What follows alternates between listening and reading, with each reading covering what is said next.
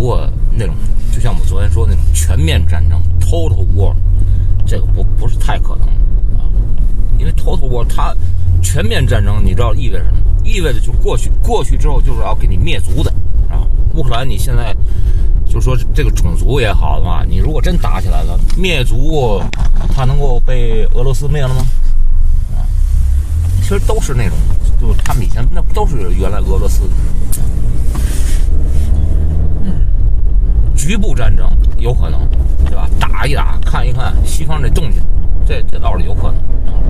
你要说这真正打全面战争，海陆空，甚至那种就是导弹、航母什么都过去了，我觉得这不太可能。因为俄罗斯现在，他对于乌克兰，他的主要的就是诉求什么，主要是领土啊，不可能把这个国家给你灭了，但是说你乌克兰东部，他可能要占一部分，对吧？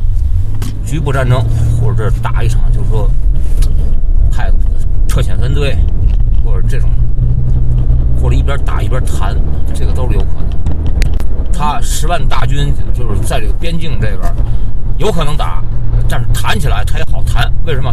他俄罗斯这边他有军队啊，我就是你想打吗？想打咱就打啊，不想打咱谈。反正我这10万大军在这放着，野战医院也建好了，血浆也运上去啊，要打咱就开始开打。他10万大军就是在这个边境这边有可能打，但是谈起来他也好谈。为什么？他俄罗斯这边他有军队啊，我就是你想打吗？想打咱就打啊，不想打咱谈。反正我这10万大军在这放着，野战医院也建好了，血浆也运上去啊，要打咱就开始开打。看那新闻说，法国总理马克龙说要促成那个谁，美国总统跟那个普京可能有个没有，他美国跟普京，美国还有跟那个俄国，就是拜登跟普京，他会谈，他是建立在一个就是会谈建立在一个基础之上，他是什么？就是说，如果俄罗斯不入侵乌克兰的话，咱们可以谈，对吧？但是我今天早上起来看，好像是美国这边他现在就是证实说，这个90%还是95%的概率，就是现在俄罗斯已经准备就准备开打啊！而且现在美国现在就是现在已经开始，早晨起来我看好像已经开始撤侨了啊！撤侨这要干嘛？对吧？这肯定是得打一仗啊！你这现在俄罗斯逼到这个地步，你就说你不打也不行啊！打一仗，打也是在边境上，边界的国家，边界的地区，那就要看，不可能打到基辅去，那就要看他这个事态发展了，这很难说就是能不能打到基辅去，有可能局部战争变成一个全面战争，这些都有可能，是吧？如果要是打起来的话，一打那就看事态发展，到最后我估计啊，我个人估计到最后可能也就弄成就是亚美尼亚、阿塞拜疆去年打的那种啊，几天的事儿，啪一下就完了。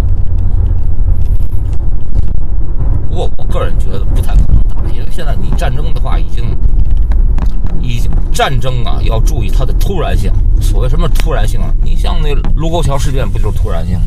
日本人在宛平城，他就说：“哎，我这边少一个士兵，丢一个人，我就要去那个宛平城那儿，我看看去，对吧？寻找一下，你给我交人，我士兵找不着了，对吧？那就限你24小时，对吧？48小时之内交人，或者我过去找找，对吧？或者再找其他借口。你像，要不然就像德国闪击波兰，对吧？那是快速，那是真打，对吧？你现在这种就是你战争一定要有它的就是自己的突然性，你没有突然性的话，你战争就根本没有办法打。你现在美国、欧盟、英国，包括荷兰，对吧？他们很多就是他那个给养啊，还有那些就是武器啊、弹药什么，现在都已经运过去了，啊，干嘛？你是要准备怎么打，对吧？当然，你要是单凭乌克兰他自己这力量的话，你当然打不过俄罗斯了，对吧？哈。但是欧盟有没有可能介入？美国有没有可能介入？俄罗斯这些他在打之前，他都得考虑好。你打一场，你这种战争，你程度，你到底要打到什么程度，对吧？你是打一场全面战争，对吧？或者打一场局部战争，或者打水仗，或者是贸易战，对吧？贸易战不太可能打。你如果真打的话，那么俄罗斯你也得好好琢磨琢磨。也就是说，你真打起来的话，你这个国际上制裁有没有可能制裁你，对吧？你现在对外出口天然气，欧盟如果不进口你俄罗斯的这个天然气，对吧？俄罗斯大概30%多的天然气，它都是出口给欧盟那些国家。对中国出口，中国只占10%几。如果假如说你欧盟不进口俄罗斯的天然气，经济上制裁你，对吧？如果假如说美国制裁你的话，真制裁你俄罗斯的话，银行汇款 SWIFT code 啪给你一封的话，你俄罗斯一点办法都没有。所以你俄罗斯你如果要打的话，你要考虑到就是打完之后，你这个时候制裁这是一方面，国际上的舆论是一方面，对吧？你还要考虑到中国，对吧？其实中国啊，我跟你讲，夹在当中最难受了。中国，你说你是靠着你俄爹也好，还是说靠着你那个乌克兰？乌克兰是中国“一带一路”上一个重要的一个国家，你支持哪边，对吧？你不可能不支持俄罗斯吧？但你又不能得罪乌克兰，所以现在中国这夹在当中，你好好琢磨琢磨，他还是想趁着就是说俄罗斯打乌克兰的时候，哎，我是不是动一动台湾？我跟你讲，不可能的。你敢动台湾？如果万一俄罗斯不打乌克兰，你看啪一下把中国给陷进去了。所以我个人觉得大概率不太可能打，对吧？打也就是一个局部战争，打一下而已，对吧？然后双方谈一谈，然后结束。